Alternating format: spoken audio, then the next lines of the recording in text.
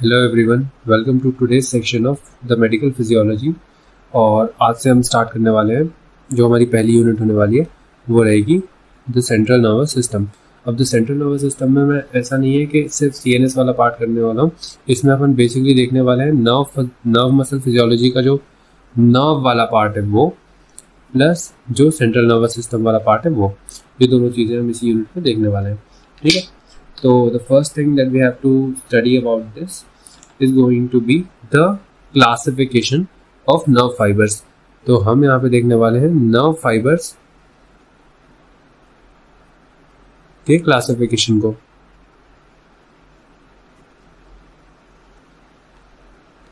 और nerve fiber का जो क्लासिफिकेशन होता है, this is based on 6 criterias. तो बेसिकली कोई भी क्लासिफिकेशन करने के लिए हमें क्लासीफाई करने के लिए क्राइटेरिया चाहिए। तो वो क्राइटेरिया यहाँ पे 6 अलग अलग क्राइटेरियाज हैं जिनको हमें यहाँ पर देखना पड़ेगा।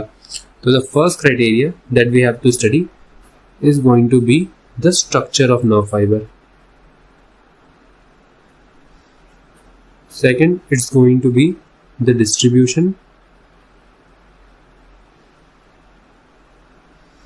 थर्ड जो हमें यहाँ पे क्राइटेरिया देखने को मिलेगा वो होगा इनका ओरिजिन। फोर्थ क्राइटेरिया इनका जो हमें देखने के लिए मिलेगा वो होगा इनका फंक्शन। फिफ्थ क्राइटेरिया जो इनका हमें देखने को मिलेगा वो होगा the neurotransmitter they use. And final sixth classification का जो क्राइटेरिया हमें देखने को यहाँ पे मिलेगा वो होगा इनका diameter and velocity of conduction.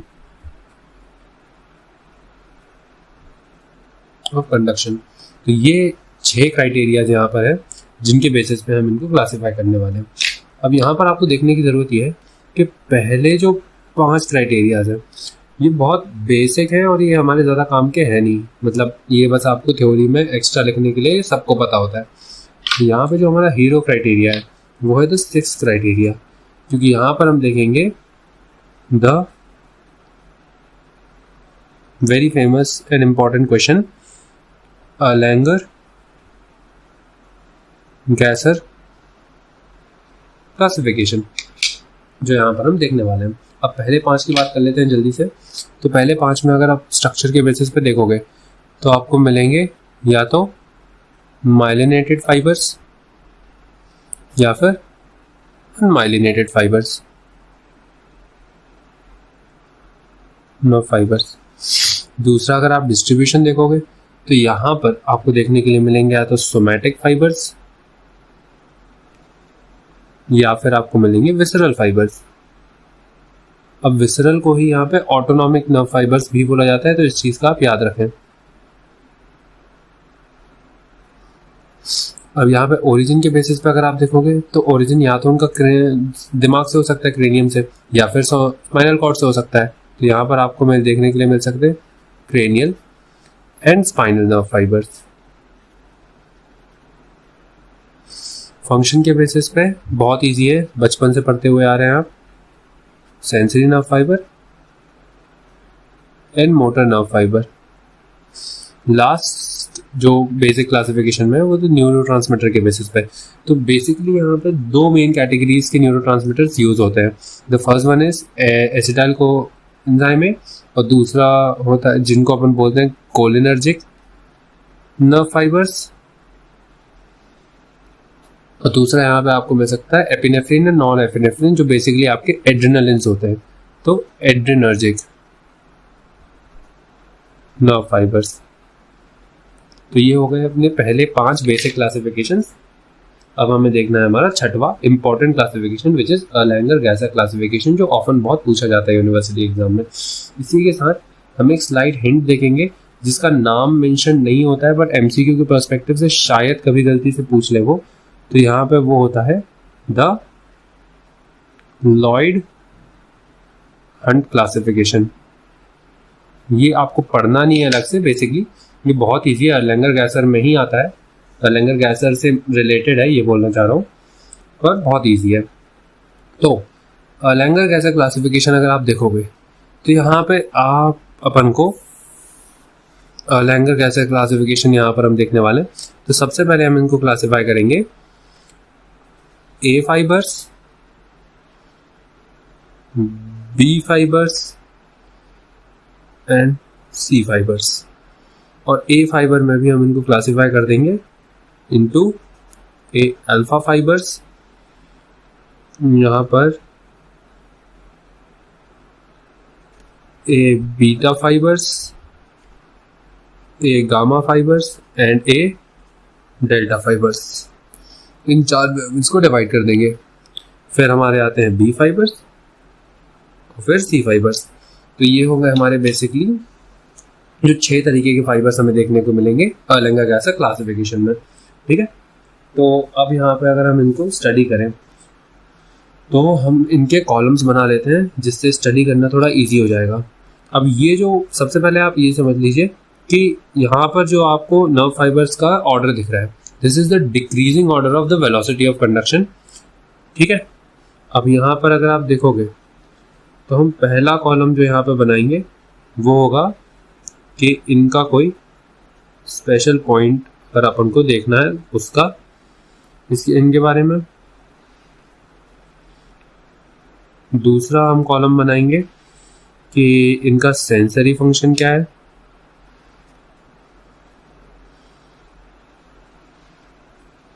और तीसरा कॉलम हम बनाएंगे इनका मोटर फंक्शन क्या है।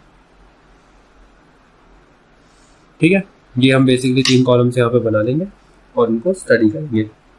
तो सबसे पहले हम देखते हैं ए अल्फा फाइबर्स के बारे में। तो इनके बारे में कोई स्पेशल पॉइंट है क्या? इनका स्पेशल पॉइंट ये है कि these are the fastest. Obviously बात है कि यहाँ पर डिक्रीजिंग ऑर्डर हम देख रहे थे उसका वेलोसिटी का, तो these are the fastest fibres. Also they are the one with highest myelin and highest मतलब हाइएस्ट डायमीटर, या इन थिकेस्ट फाइबर्स भी यही होते हैं।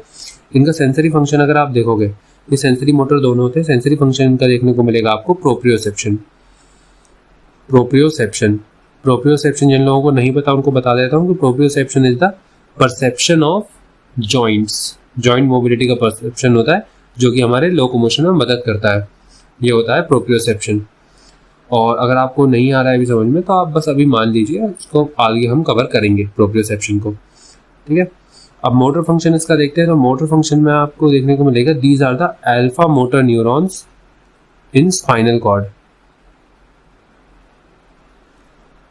तो स्पाइनल कॉर्ड के अल्फा मोटर न्यूरॉन्स यही होते हैं। ठीक है, दूसरा हम आते हैं आप ए बीटा फाइबर्स की ओर। ए बीटा फाइबर्स के बारे में आपको इंपॉर्टेंट चीज जानने की जरूरत है। स्पेशल पॉइंट इनका कोई नहीं है। स्पेशल पॉइंट में बस आप यही लिख सकते हैं these are only sensory in nature. इनका कोई मोटर फंक्शन होता ही नहीं है। और सेंसरी फंक्शन इनका क्या होता है? सेंसरी फंक्शन इनका है फाइन टच। फिर हम आते हैं gamma Motors, gamma motor neuron, सही बोल रहा हूँ, ए गामा न्यूरॉन जो होते हैं वही गामा मोटर न्यूरॉन होते हैं। इनका स्पेशल पॉइंट ये है कि these are only motor in nature. Gamma motor neuron सिर्फ मोटर होते हैं, ओनली मोटर। इनका कोई सेंसरी फंक्शन नहीं मिलेगा आपको देखने के लिए। और मोटर फंक्शन क्या मिलेगा आपको देखने के लिए? These are gamma motor neuron in spinal cord. और गामा मोटर न्यूरॉन का स्पाइनल कॉर्ड में भी 2 फंक्शंस आपको देखने को मिलते हैं। तो पहला इनका होता है role in maintenance of muscle tone, और दूसरा होता है मसल की रिफ्लेक्सेस में, मसल रिफ्लेक्सेस। इन 2 जगह पे इनका रोल आपको देखने को मिलेगा। फिर हम आते हैं finally the A delta fibres. तो ए डेल्टा फाइबर्स के बारे में कोई स्पेशल पॉइंट नहीं है। इनके बारे में बस यही पॉइंट देखने को मिलेगा कि these are the these conduct the sensation of fast pain. Fast pain का कंडक्शन आपको देखने को मिलेगा ए डेल्टा फाइबर्स से। ठीक है, अब हम आते हैं हमारे बी फाइबर्स पे। तो इनका स्पेशल पॉइंट आपको क्या देखने को मिलेगा? इनका स्पेशल पॉइंट ये है कि दीज आर एक्सक्लूसिव। एक्सक्लूसिव आपको सिर्फ और सिर्फ ये देखने को मिलेंगे अपने ऑटोनॉमिक नर्वस सिस्टम में। ऑटोनॉमिक नर्वस सिस्टम के अलावा ये आपको कहीं पे भी देखने के लिए नहीं मिलेंगे। और ऑटोनॉमिक नर्वस सिस्टम जो होता है, जैसा कि आपको पता है कि वो मोटर होता है, वो सेंसरी नहीं होता है। तो ये आपको सीधा इनका फंक्शन आपको क्या देखने के लिए मिलेगा? These are the pre ganglionic fibres.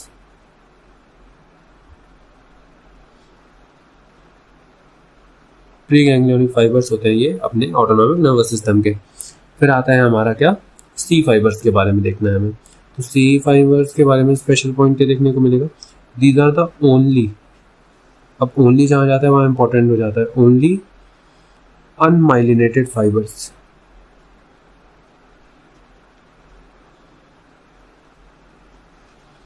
These are the only unmyelinated fibers in the CNS. इनके अलावा सारे के सारे माइलिनेटेड थे, ये इकलौते हैं जो अनमाइलिनेटेड है। Also they are the thinnest fibres. Sensations की अगर बात करें तो these conduct the sensation of slow pain. और अगर आप बात करें मोटर फंक्शन की तो these are the post ganglionic fibres of ANS। Maybe ANS नहीं मिलते हैं, ऑफ ANS।